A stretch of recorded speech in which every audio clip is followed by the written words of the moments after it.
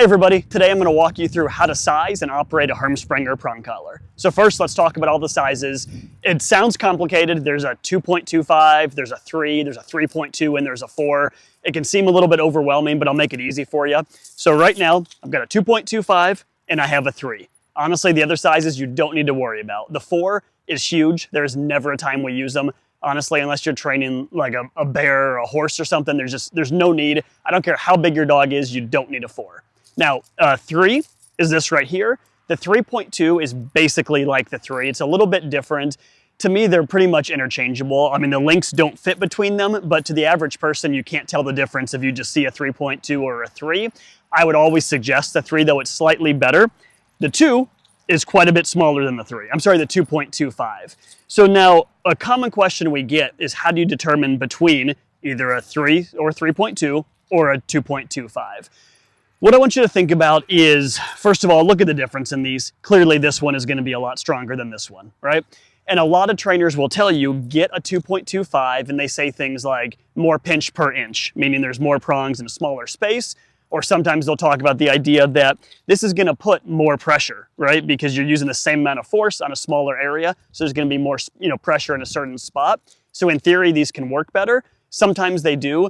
I don't think it's worth it if you have an aggressive dog. So if you've got like a big German Shepherd with aggression issues, if one of these two will break, we know it's going to be this one, right? So if you're using a 2.25 on a bigger dog, and it is fine to use, you need to use a backup. So you need another collar of some sort on with another leash or clipped together just in case it were to ever break.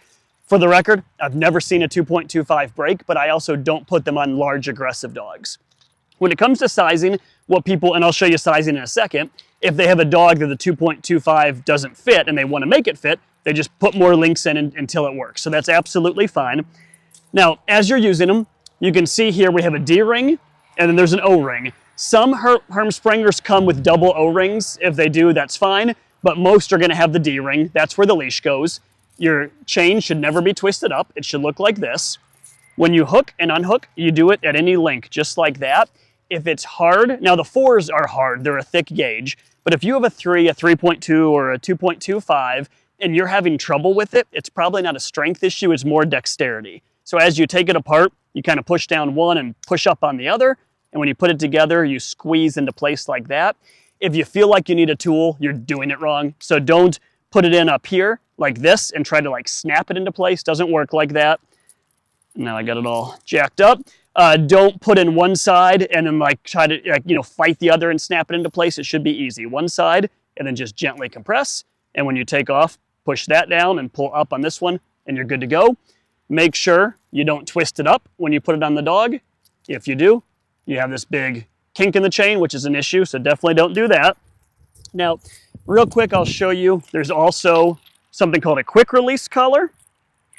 This has this little mechanism here. You pull on it and it comes apart and then you put it on just like this. You just kind of redo that. The quick release has some issues, so we don't use them very often. If you're going to use a quick release, in my opinion, you have to use a backup collar. Reason being, you're walking, your dog is in between, right here, your collar's right here, and your knee kind of bumps into your dog. It can have this pop off. I've seen that happen many, many times. So I very rarely use these. About the only time is when people have dexterity issues and just can't operate the collar. But the Click Lock is a much better product, and we've got videos on that if you want to see. It'll make it a lot easier. So now, let's talk sizing.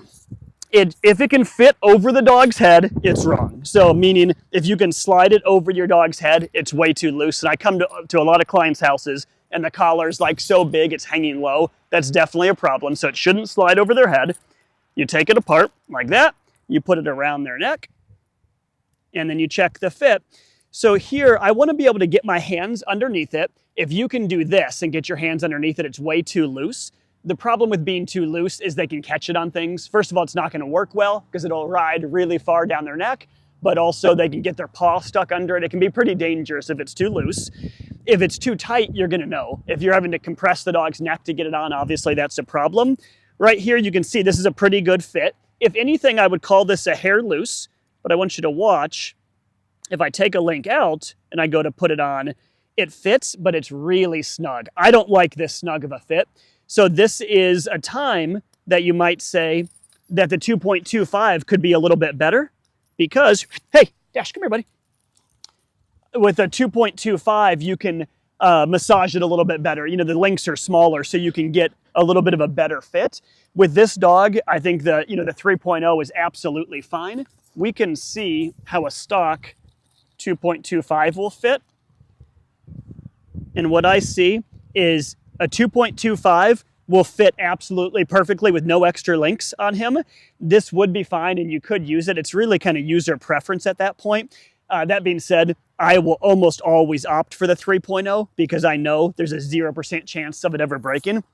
So that is it. That is all the sizing. Remember, I don't have a 3.2 here.